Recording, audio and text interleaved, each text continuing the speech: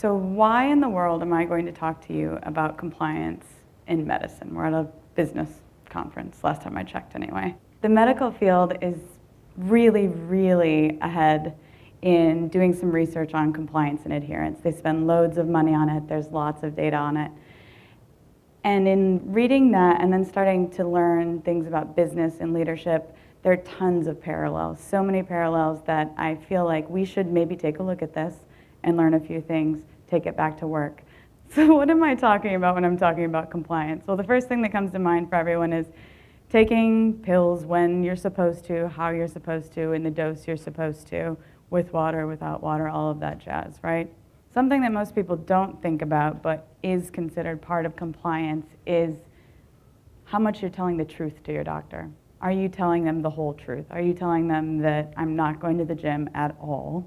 I do drink more than 1 glass a week, but are you giving them the entire truth while you're there?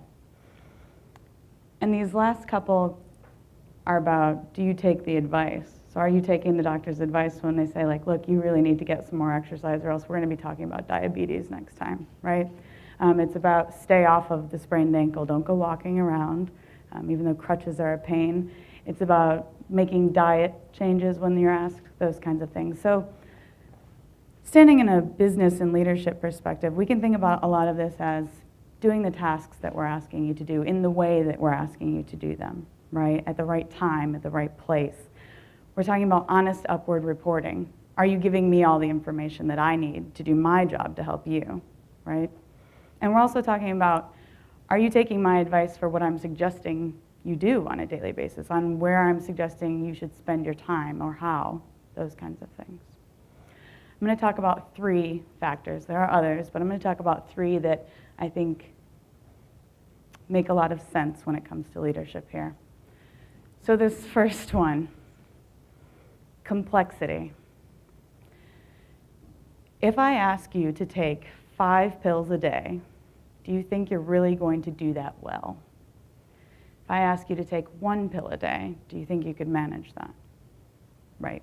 Research says, hands down, the more we're asking of people to do, especially when it comes to these kinds of things, taking things at the right time, doing these complex tasks, the less compliance you're going to get. As you make that more complex, the less compliance you're going to get every single time, okay? So when we're talking about leadership, if you don't need to tell people to stand on 1 foot with 1 hand on their head and the other hand, tied behind their back to do a task, don't do it, right? Simplicity in requests. Why? Another factor that really increases compliance is a patient's understanding of why you're asking them to do the things you're telling them to do. So in the exam room, if you understand why the doctor's given you this dose of antibiotics and why it needs to be taken in a certain way at a certain time, you're more likely to do it, right? That makes a lot of sense to most of us. We walk into the workplace, and a lot of times if you ask people why they're filling out a certain form or why they're doing a certain thing, they kind of go, because I think we're supposed to. I don't really know what it does, I just know I'm supposed to do it. So if you're having trouble getting people to complete tasks that are important tasks, that have a good reason behind them, give them those reasons. You may know the reason, they may not. So if you're finding yourself struggling to get some compliance, give them the information. Let them understand why you're asking these things of them. So this last one, how many of you would say your doctor's a pretty nice human being? You like them, all right? Yeah, I kind of expected that. So none of us seem to know where our doctor went to school. We hope it was a medical school. We like to assume that, right? What matters in compliance, surprisingly or not, is how you feel about your doctor. If you like your doctor, if you think they're a nice person, that they're warm, they're invested in your patient care, they really care about you, you are much more likely to do what they're asking of you than if you think they're cold and kind of pulled back, right? The more you like your doctor, the more honest you're going to be in the exam room. If every time you open your mouth to say, yeah, I haven't made it to the gym lately, you get a lecture, well, none of us are going to open our mouth. The next time we're going to be like, yep, 5 times a week, that was it, This next one is a really pinpointed behavior. The number of times a doctor interrupts a patient in the patient room impacts compliance. So if you find yourself constantly cutting people off when you're asking things of them, you may be having a pretty dramatic effect on whether or not they're going to listen to you after that, right? So if we can watch that behavior very particularly, that's a great one.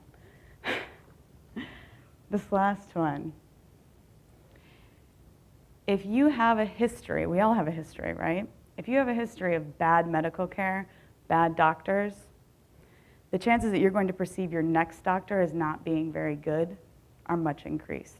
They may not have had that before now, but now that they do, they may have a little bit of, there's a little bit of a taint to how they view you. They've had these really horrible experiences, never had a boss that cared about them. That's kind of how you're going to be perceived. Fair or not, that's what you're up against, right? So if you can recognize that, if you're having some trouble with a specific relationship, if you can step back and kind of reset the relationship with that person. Hey, look, let's just start this from scratch. We're both in this. That's really great for compliance. Doctor's orders. Keep it simple. Simple requests are hands down much more effective than complex requests. Explain why people are doing things. And if you can't come up with a good reason as to why your employees are filling out forms or doing certain tasks, maybe it's time to step back and consider not doing those, okay?